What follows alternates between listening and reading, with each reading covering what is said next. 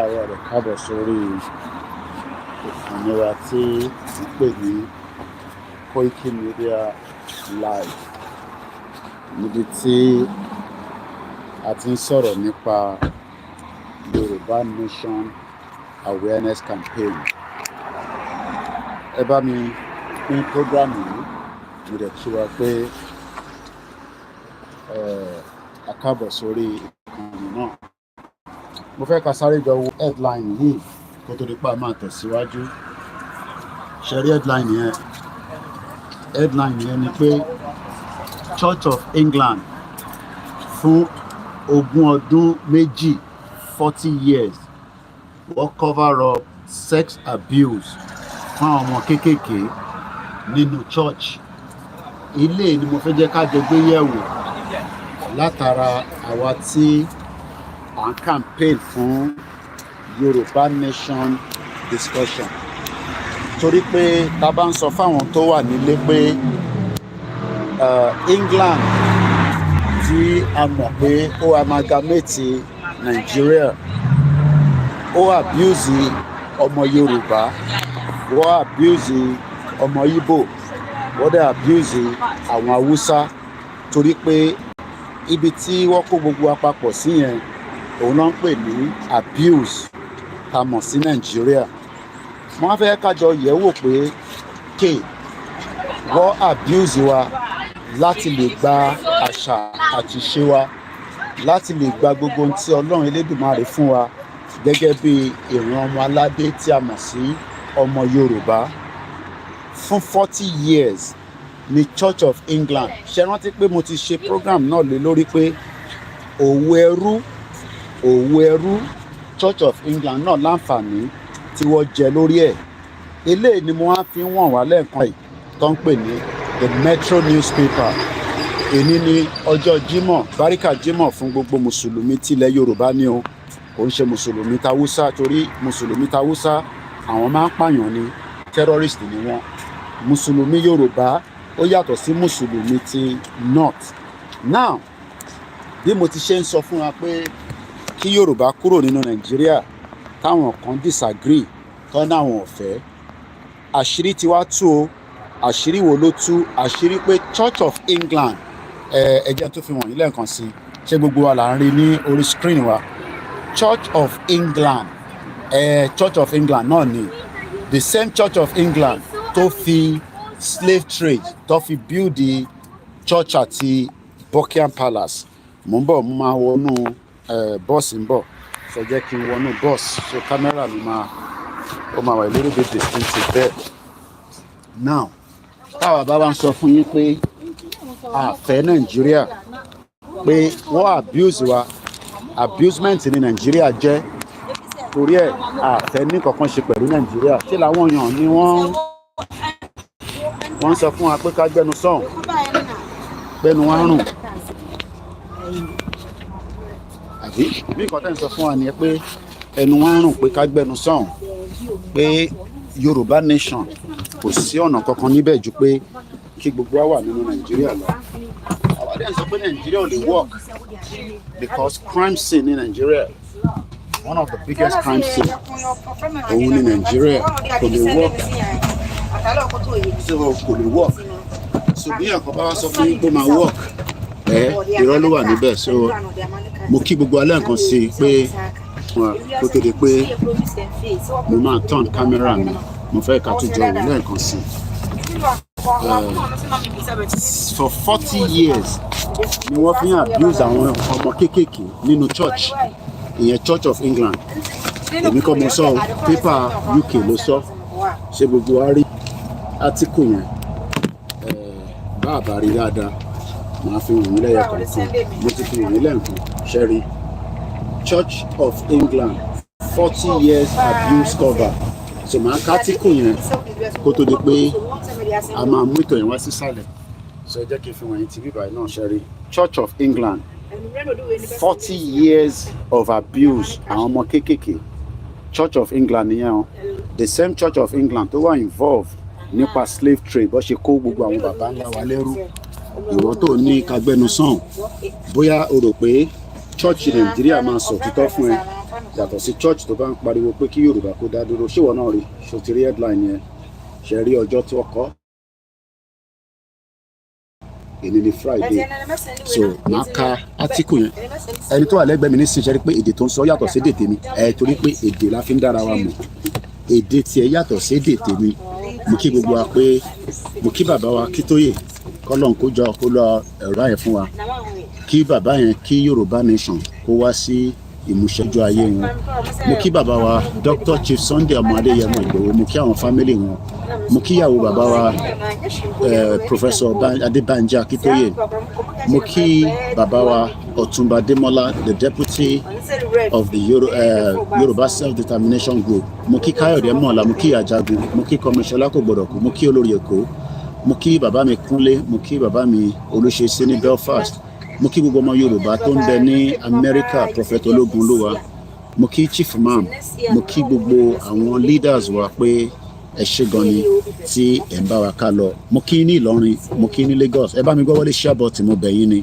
London lẹ́ ń wò láàárọ̀ òtútù ti dé gbogbo ẹ̀ ń tutù yínrín yínrín ni ìwọ náà bá wá gbé níbí báyìí tó bá máa fi tó 10 years arthritis á máa mú ẹ lẹ́sẹ̀ òtútù ló ń fà á ẹ bá mi máa love ẹ bá mi máa share mo kí gbogbo àwa mùsùlùmí pé akọ́lá Jímọ̀ a dẹ̀ kó palẹ̀ mọ́ àwa tá à ń lọ sí Ilé Ifẹ̀ fún program tí wọ́n fi ṣe ní next week gbogbo ìpínlẹ̀ mọ́ Yorùbá ẹ bá wa máa report àwọn èèyàn wa nílé láti lè ṣe gbogbo àwọn iṣẹ́ tó kù tó fẹ́ ṣe ẹ jẹ́ kí n sáré ka átíkù yẹn ẹ má bínú pé ariwo díẹ̀ pọ̀ lórí bus public transport ló ń pè so mo lè control now Webley criticized over scandal Church of England for 40 years abuser cover-up bó ṣe cover-up o IT14 amalgamation bí àwọn ọba ṣe cover-up o another 50 years amalgamation wọ́n máa ń cover up ni ó dìgbà táṣìírí bá tú but ọ̀pọ̀lọpọ̀ expect pé káwọn ọba ilẹ̀ Yorùbá sọ fún yín lánàá pé a ti sign amalgamation o a ti wà nínú oko ẹrú mi o wọn ò ní sọ fún yín torí pé nígbà tí Church of England náà tí wọ́n ń ṣe abuse yìí wọ́n sọ fẹ́ni kankan 40 years ago àṣírí ti wá tú báyìí ìyẹn láàárọ̀ yìí ẹ̀yìn ẹ mọ iye ẹ̀mí tí ó ti bá lọ látara abuse yẹn torí pé ẹni tó bá abuse títí ayédáyé ló máa rántí kódà tó bá kú àwọn generation máa rántí mo kí ìyàwó abálẹ̀ mo kí gbogbo àwọn Ìjẹ̀bú parapọ̀ mo kí gbogbo Ògùn state mo kí Lagos mo kí ẹ̀yin Àlímọ̀ṣọ́ dáadáa ikú iṣẹ́ takuntakun mo kí gbogbo àwọn ti Èkìtì mo kí ẹ̀yin ti Oǹdó èmi náà ni Koikimedia níbi tí mo fi program tiwa a fi educate àwọn ọmọ Yorùbá tabatẹ̀ náà fẹ́ jà èmi á sì máa ní ká ṣe ẹ̀ṣẹ̀ education mo ń sọ̀rọ̀ nípa Church of England ẹ bá mi gbọ́ wọlé share button ẹ lọ share sí náà ẹ má jẹ́ pé ẹ̀yin nìkan lè ń dá wò ó ẹ lọ pe àwọn èèyàn wọlé pé Koiki ti wà live ó wà lórí fọ́nrán kọ́ wá wo ohun tó tún show London náà ni ibíbà yóò lè dàbí Nàìjíríà láéláé torí pé Nàìjíríà ìlú tí kò nífẹ̀ẹ́ aráàlú ni gbogbo àwọn ọmọ ti lọ sí iléèwé àwọn tó ì tí ì lọ́wọ́ ní appointment ni tó bá máa fi di aago 9 ọ̀bí ọmọ kan dá kó máa rí yóò gbèrègbè tí kò yẹ kó wà ní school tó sì rìn gbèrègbèrè gbogbo ilẹ̀ Yorùbá nísìnyí kò sọmọ kankan tó ń lọ sí school mọ́ gbogbo wọn ti di olóṣó kalẹ̀ àwọn ọmọ kéékèèké àti àwọn ọmọ 8 years old tó ń wọnú uncompleted building tó lọ ń jalè àríṣẹ́ ṣe omi ò ṣe pọn economy zero ṣé yẹn la fi jókòó tí a ní Church of England ọ̀rọ̀ Church of England mo mú wá láàárọ̀ yìí ẹ bá mi lọ pín program yìí sínú gbogbo platform pátápátá èmi ọmọ Ìjẹ̀bú ni mo ní èmi ní máa parí iṣẹ́ ìpẹ̀lú gbogbo yín kò ṣe èmi nìkan mo kí yín o ẹ̀yàn kan ní Koiki you live near Edmonton mo sọ pé mo ń gbé Edmonton I can move anywhere because UK ni mo wà so èyí tó important ni ẹ bá wa lọ pín program yẹn so the Church of England cover up sex abuse of at least 130 children and young men. Church of England abused the same Church of England that was doing cover up with slave trade. Tó fi kó gbogbo àwọn èèyàn wa ní Africa. Church of England according to the Metro newspaper mo mọ̀ sọ òyìnbó ni káwọn tó jẹ́ òyìnbó kọ́ lè gbọ́n kan tí mò ń sọ. The criminal Church of England criminal Church of England the same way tó mú slave trade tó mú wá sí gbogbo ibi tó ń pè ní Britain lẹ́nìí wọ́n wá máa complain nípa immigration you can't complain about immigration when you have created problem in Africa all the problem we will bring it back here you would have to suffer the consequence of putting Nigeria together with the Yoruba people Britain will suffer this consequence as long as they do nothing to solve the problem. Britain, according to David Lammy that went to Nigeria, is telling us to remain in Nigeria for 50 years. That means 60 million Yoruba people and Nigerians will come to UK. We will live here, we will give birth, we will get benefit, and we will become British citizens. Until British goes back to the round table and de-amalgamate the created country called Nigeria, 60 million Yoruba people will come by boats, they will come by air, they will travel by leg. We would all bring them here. This is what will be the next campaign for Yoruba Nation. We will import all the 60 million Yoruba people to come and live in UK, because UK created the crazy country called Nigeria, and until Nigeria dissolve, Yoruba people will return back to their homeland. Until then, Ajomama gbe nibi báyìí ni. Amama gbe nibi báyìí ni. Nítorí pé kíni, Yoruba people cannot live in danger while English people are enjoying traveling around the world with their British passport, and we are being told that we will keep Nigeria. David Lammy is talking nonsense. David Lammy is talking nonsense, just like Church of England cover up the abuse. What he abused were for 110 years of the fraudulent British created Nigeria. So Gbogbo Yoruba, prepare to bring all your family to the country where we will live here until British is ready to dissolve and break Nigeria, and we will return back and we will leave this country for English people and the rest of people that wants to live here. Let's read further. According to the report coming from the Metro newspaper this morning, the Church of England decided to cover up the sex abuse, just like UK and the monarchy system cover up the abuse of Africans for a very long time with the slave trade. Even Kemi Badenoch, the new conservative leader, deny slave trade, deny repatriation. She's talking nonsense. Nonsense, Lonso. According to John Smith QC, QC is equivalent to Senior Advocate of Nigeria, okay? Said to be the most prolific abuser. Who is the prolific abuser in Nigeria is Britain. Because Britain is telling us to keep Nigeria for another 50 years, that Nigeria will be a better place by 2075. Who created Nigeria? God did not create Nigeria. Nigeria is a man-made. And until we dissolve, destroy, bring down that man-made country, Yoruba people will continue to suffer the consequence of that. Our language has been stolen, our culture has been stolen, and we will import all the 60 million Yoruba people to come and live in this country. Or not think of whatever. But according to the report, Thomas Okwenko prolific abuser is just the same way that the Yoruba politicians are prolific abuser. They continue to abuse innocent people. Terrorists is created. Yoruba economy is destroyed, while the British economy continue to buoyant, using Nigeria as their partner in crime. Because we know the criminality of the Nigerian politicians bringing the stolen wealth to the UK, while the UK continue to cover up. So, Enyomo Yoruba, we are talking about the Church of England abuse. This is coming from the Metro newspaper. Metro newspaper. Let's go further. This abuse went for 40 years, and it caused a lot of traumatic, physical, sexual, psychological, and spiritual attacks. By July 2013, the Church of England knew at the eye level of the abuse that was taking place in 1970. Shori womo Yoruba tori o pe ti mo nba sọ̀rọ̀ lójoojúmọ́, don't bastard.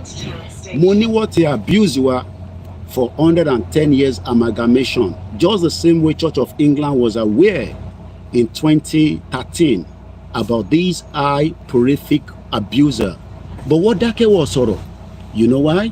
Because Church of England does not want a bad reputation and a bad press. So is not something that Church of England likes. But Church of England was aware as far back as 2013 July that there was a lot of abuse of innocent children.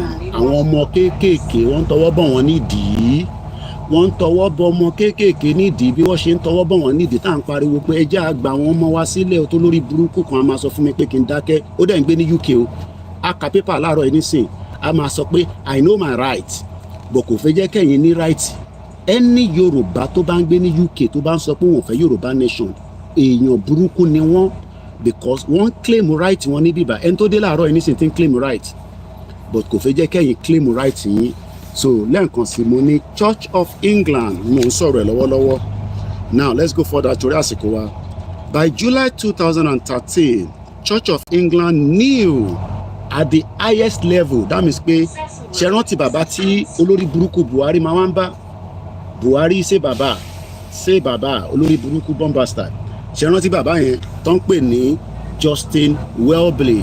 Justin Welby is a friend to a terrorist man called Buhari because Buhari was a killer that brought in Fulani terrorists to Yoruba land and destroy Yoruba economy, Yoruba farmers. He's a friend to Justin Welby, the Archbishop of England.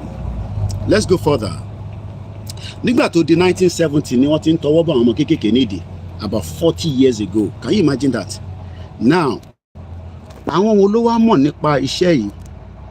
It added, but Archbishop of Canterbury, Reverend Justin Welby, the friend to Boko Haram, the terrorist man, and another senior bishop failed to pass on concern so that abuser escape justice. Just like I want Yoruba people to escape justice, olórí burúkú ọmọ Yorùbá tó ń gbé ní UK tó ní ṣàǹfààní tó ń sọ fún mi pé kí n dákẹ́ pé kí n lọ wáṣẹ́ bàbẹ́ ò ní kúure tó bá ní kí n lọ wáṣẹ́ tó bá ń gbé ní ó bẹ́tà kó má dá sọ̀rọ̀ tó wà nílẹ̀ tó bá sọ pé nǹkan tá à ń ṣe pé kò ṣe the right thing bàbẹ́ ò ní ṣoríire àwọn tó bí ẹ tó bá ti kú wọ̀ ní ikú wọn máa jẹrà síbẹ̀ nítorí ìkàlẹ̀ ẹ̀yin wà ní UK and claim right nílùú onílùú o ti ní British passport o ti ní indefinite stay o ti ní 2.5 years o wá fẹ́ kí a máa jẹ̀rún ẹ àbí kó lè send owó £10 sílé ṣáwọn èèyàn sọ pé àwọn nídìí owó tí Yorùbá bá ń ṣiṣẹ́. If Yoruba land was working, you don't need to send any money to anybody back home to survive. But because Yoruba land has been destroyed by Britain and their Fulani counterpart, that is the reason why we are suffering. So we are using this article to remind us that this is the kind of cover-up that Britain did with Nigeria, and David Lammy has gone to renew the agreement for another 50 years. The British government is saying that Nigeria will be a better place by 2075. By that time, we will import all the 60 million Yoruba people to come and live here. We will bring them here through the boat, anywhere, and they will give back here. We will squeeze everything. We will collect benefit. We will live here just as the British citizens are living. Until then, if they don't want Nigeria to break, more Nigerians will travel to this country and we will all live together. English people that are nice people, because their government is not allowing the evolution of Nigeria. So to my English, thank you so much that you would accept more immigrants coming to this country because of your consequence of your government for not putting the right thing in place. Let's go further. They were abusing children in 1970 and 1980. This was involved by high prolific criminals touching women, children underage. But Archbishop of Canterbury, Reverend Justin Welby, failed to pass concern. Pass concern because Church of England does not want a bad press. Let me show you the face again. So before you start saying, Koiki, we can't see the man. This is Justin Welby, okay?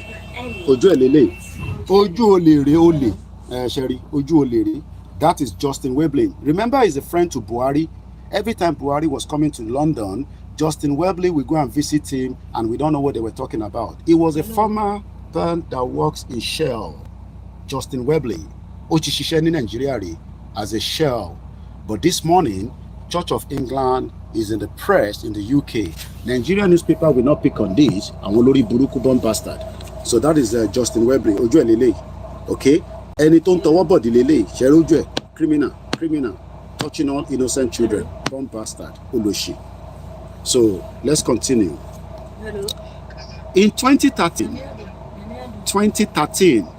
this man Reverend Justin Welby knew about the abuses, just as Igboho knew that Fulani are killing us, Fulani are terrorizing us. But Olori Buruku Yoruba people do not want Igboho to finish up the job.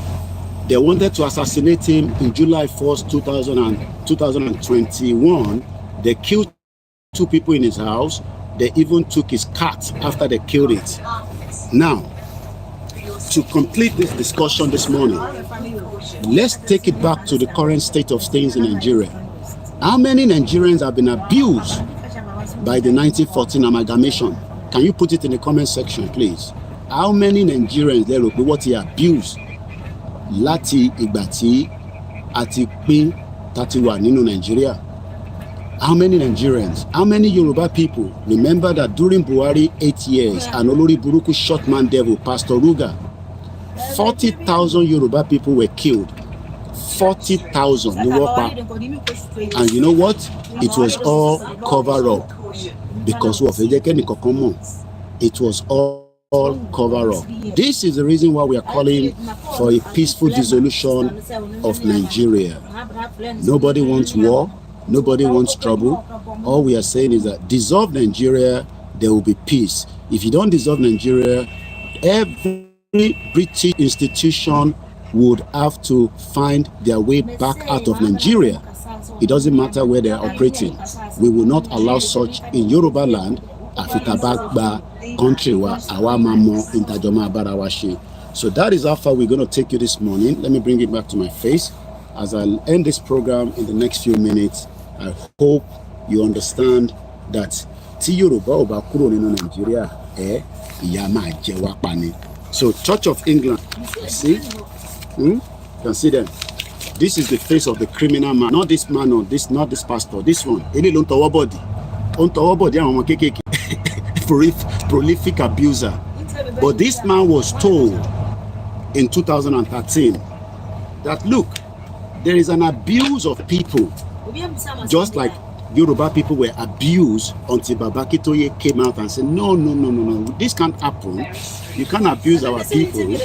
But stupid Yoruba people, Tambasoro, only Koiki Omonton so, Mudupe paper máa lọ kódà mo ní fi síbi tí ìyàwó mi máa ti lọ gbàgbé pé ó máa lọ fi gé iṣu níjọ́ Sunday, mo lọ tọ́jú pépà yìí dáadáa. Irú àwọn tí bá ti dé sàlẹ̀ ní sèyẹ màá mú mọ́ pépà sí tí bá ti wọ train ní sèyẹ. So as I leave you this morning, we have good Christians and we have good Muslims, but we have criminal Christians and we have criminal Muslims. Yoruba nation has nothing against Christians. Yoruba nation has nothing against Islam, and it has nothing against our tradition. Don't worry about this. Okay? So Yoruba nation only wants peace. We are peace-loving people. We want peace, but if you don't give us peace, you are looking for trouble. And on that note, Toba Mokotelemi, Iṣẹ́ wa fúnlẹ̀ wa, forílẹ̀ ibi wa. Kagbega faleri, ìgbàgbọ́ wa ni pé bá ti bẹ̀rù la bọ́mọ́, ká ṣiṣẹ́ kájọlá, ìṣọ̀kan àti òmìnira ní kẹjẹ́ ká máa lépa, ìtẹ̀síwájú fọ̀pọ̀ ire àtohun tó dára, ọmọ Oòduà dìde bọ́ sípò ẹ̀tọ́ rẹ, ìwọ ni ìmọ́lẹ̀ ògo adúláwọ̀. Ẹ jẹ́ kí ẹ̀yin èèyàn mi kí tó máa lọ àbí mo ṣì níbi 5 minutes. Mo kí Alájà Adiat Ọ̀dẹ́wálé, mo rí yín dáadáa. Salamu alaikum. Ẹ bá ń kí gbogbo àwọn tìlú Àjà nílùú Èkó níbẹ̀. Ẹ bá ń kí Sanwó-Olú o pé kó máa gbáradì. EFCC kúkú ti fi gbé Sanwó-Olú báyìí ó lè.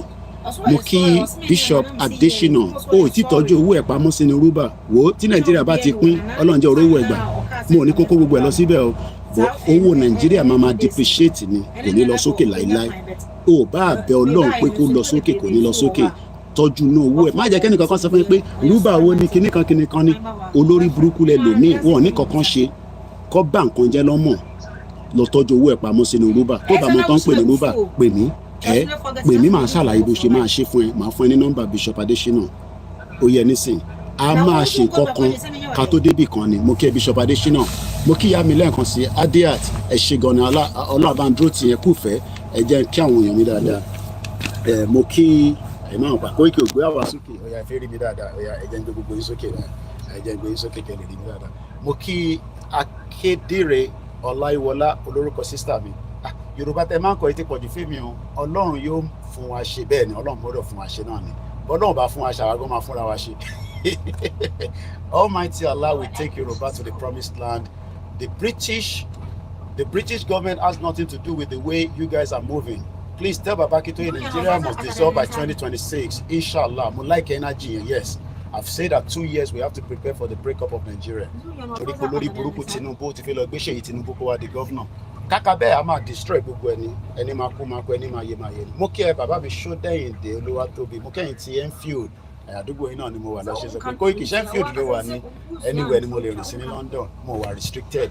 Mo dẹ̀ sí lórí electronic tags bíi Dezani Olú. Mo kí Mr. Adéwùnmí Adénípẹ̀kun Gani Olóyèdé. Mo kí Ọlálékan Láríwájú. Mo kẹ́yìn ti Ṣakí. Mo kí bàbá wa Ṣọlá Adégbóyèga. Adéwùnmí Adénípẹ̀kun. Mo kí brother mi ìyá wa Rachel mo kí yín. Mo kí àmì comfort. Mo kí mọ́mísí mi náà. Bàbá mi Ṣọlá Bọ̀dé. Mo kẹ́yìn ti Germany.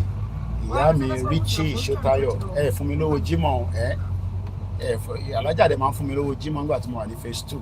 Tó bá ti fẹ́ jáde báyìí tí bá ti náwó tí mo sì mi sẹ́ni tán wá sáré fún mi lówó kékeré pé kí n fi ṣe Jímọ̀. Tó ló máa fún mi náà lówó Jímọ̀. Johnson British mo máa láìkó orúkọ yín yìí kẹ́ mo kí yín o. Ọlásùnkànmí Lawal mo kí yín brother mi. Mo kẹ́yìn ti Belfast.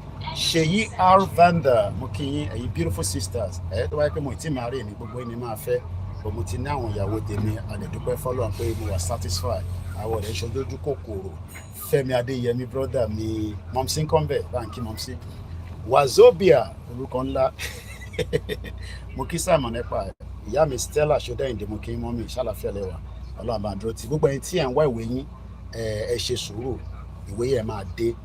15 years ló tẹ̀kẹ̀ mí náà kí mo ti gba British passport mo ti gba British passport mo níwèé.